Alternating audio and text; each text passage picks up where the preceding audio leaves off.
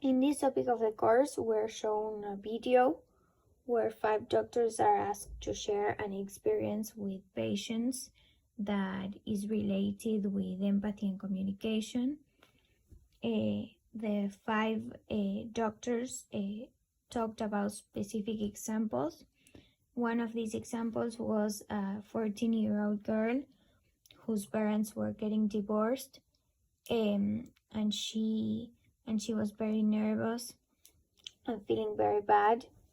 So the doctor talked about how did she manage this situation with this girl and the things she told her, and that this girl trusted a lot in this doctor, and she could this doctor could understand perfectly how she felt.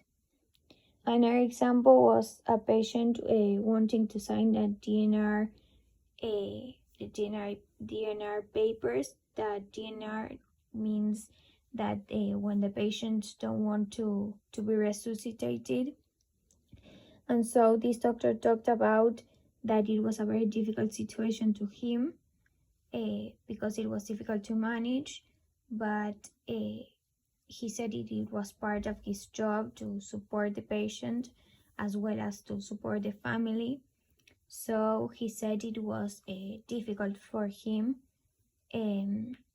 because he needed to support the patient in what she was deciding to do, but he also needed to support the family in this very tough and difficult moment. And there were also another examples, but the 5 of them said that empathy is one of the most important things in medicine, as well as communication and understanding and supporting patients.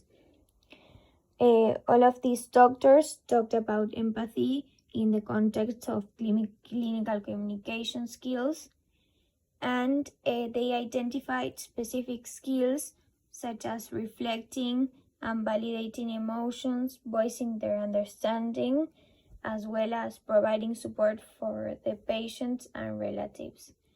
And so they say that with all these skills, they then can give the best health and personal care they can to the patient.